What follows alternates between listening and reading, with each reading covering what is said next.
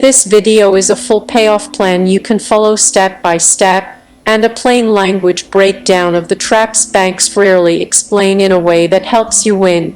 The goal is simple: move expensive debt to cheaper terms, pay it off before the promo ends, and avoid new fees and interest that erase the benefit. First, the core idea. A balance transfer card is a temporary interest break, not a debt solution by itself. You are not reducing the principal when you move balances round. You are buying time at a lower cost, and time only helps if you use it to pay down the balance aggressively. Now, to find the target, you are looking for the cheapest total cost to eliminate the debt, not the purchased headline rate.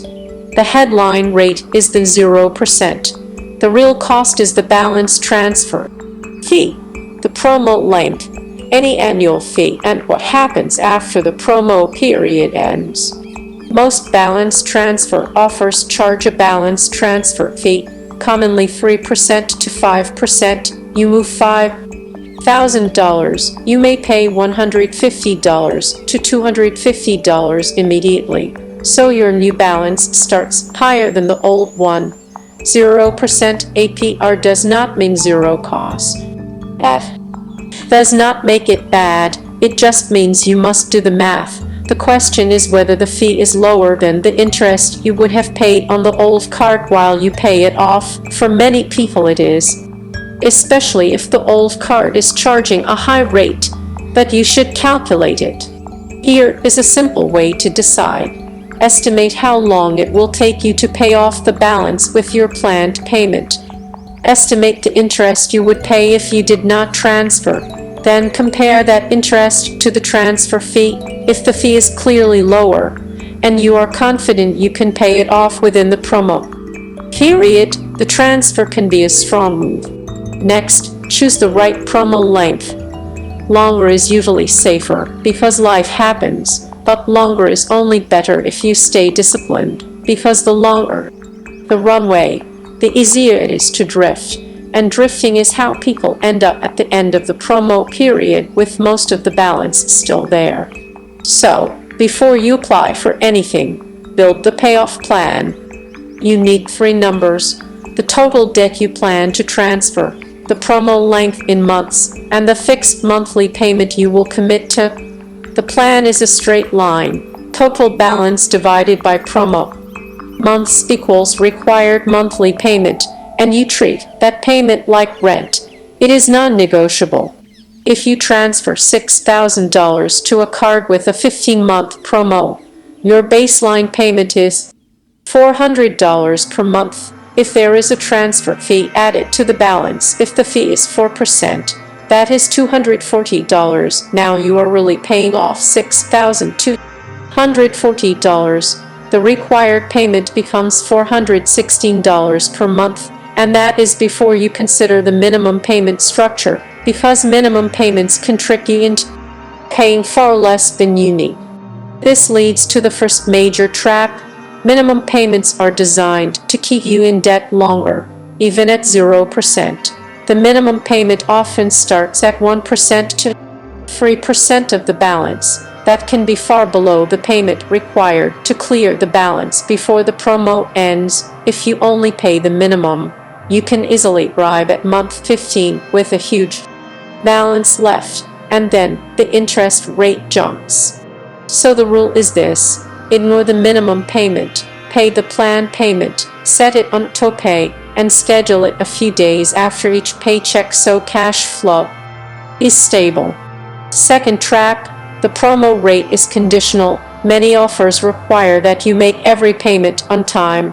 One late payment can trigger penalty APR or end the promo treatment. Terms vary, but the risk is real. This is why auto-pay is not optional. Set auto-pay for at least the minimum payment as a backstop, and then manually pay the full plan payment, or set auto-pay for the plan payment if the issuer allows it. Third trap: the promo window may start immediately, not when you receive the card. Sometimes it begins the day your account is opened, and balance transfers can take time to process if the transfer takes 2 weeks and your promo clock is ticking.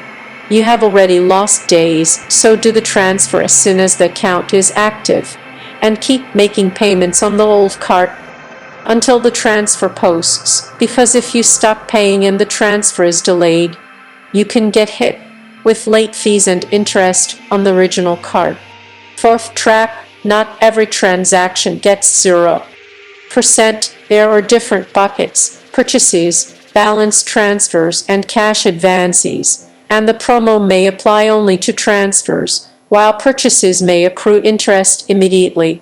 Also, some issuers apply payments in a way that can disadvantage you, especially if you have multiple balances at different rates. The safest approach is simple. Do not use the balance transfer card for purchases. Use it only as a payoff tool. That single behavior avoids a whole category of mistakes, because if you put new purchases on the card, you may lose your grace period. You may pay interest on purchases even while the transfer is at 0%, and you can end up with a blended mess where your payment goes to the wrong balance first. Fifth trap, your credit limit may be lower than you expect. You might apply planning to transfer $10,000 and get approved for a $5,000 limit. That can still help, but it changes the plan. Also, some issuers limit the amount you can transfer to a percentage of the credit limit. For example, you may only be able to transfer up to 90% of the limit, leaving a buffer, so never assume you can transfer your entire debt to one card. This is why the payoff plan should be modular. You prioritize the highest interest balances first, transfer as much as you can, and continue tacking the remainder with a separate plan. If you have multiple cards, you can also consider multiple transfers, but only if you can manage the complexity without missing payments. Sixth track, there is often a balance transfer deadline. Many offers require that the transfer be completed within a certain number of days from account opening, for example within 60 or 90 days. If you miss that window, you may still be able to transfer, but you lose the promo rate, so the offer becomes expensive immediately. Seventh trap, deferred interest versus true 0%. Most mainstream balance transfer cards use true 0%, but some financing promos in other contexts use deferred interest, where interest accrues in the background and is charged retroactively if you do not pay in full by the deadline. For balance transfers, you should confirm you are dealing with true 0% APR on balance transfers, not the deferred interest structure. Read the terms, and if the wording mentions interest being charged from the transaction date if not paid in full, treat it as deferred and avoid it. Eighth trap, the post-promo APR can be brutal. You might see a variable APR in the mid-20s or higher. That means whatever balance remains after the promo becomes very expensive, and you can lose the savings you thought you created, so the plan must include a buffer. Aim to finish 1 month early, not on the last month, because the last month is where surprises happen. Now, here is the payoff plan in a practical sequence you can follow. Step 1. Stop adding new debt. If you keep spending on old cards, the transfer just creates more room to fill, and you will end up with 2 balances instead of 1.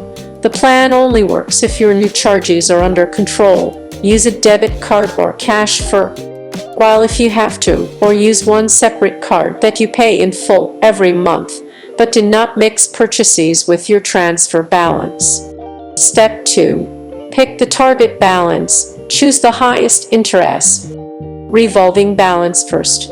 This is where the interest savings are largest. If you have several balances, list them by APR, then by balance size, and decide what you can realistically transfer and pay off during the promo period.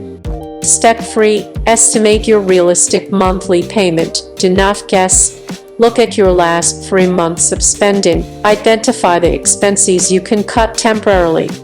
Subscriptions, eating out, impulse buys then redirect that money. The transfer is a sprint. You can tolerate discomfort for 12 to 18 months, far more than you can tolerate years of compounding interest.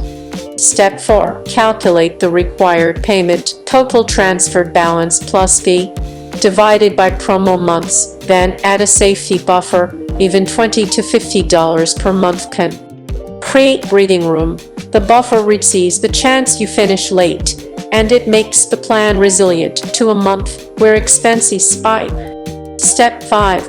Apply strategically. Do not shotgun multiple applications at once without a plan, because each application can impact your credit profile, and you could end up with several new accounts you cannot manage. Ideally, you select one strong candidate card, apply, and if approved with a sufficient limit, you proceed. If the limit is insufficient, you adjust, possibly with a second card only if needed. Step 6. Transfer immediately. Request a transfer as soon as your account is open. Provide accurate account numbers and confirm whether the transfer is done as a direct payment to the other issuer or as a check to you. Direct payment is generally safer because it reduces the risk of mishandling the funds. Step 7. Keep paying the old card until the transfer posts and monitor both accounts. Once the transfer posts, confirm the old balance decreased as expected, and then do not close the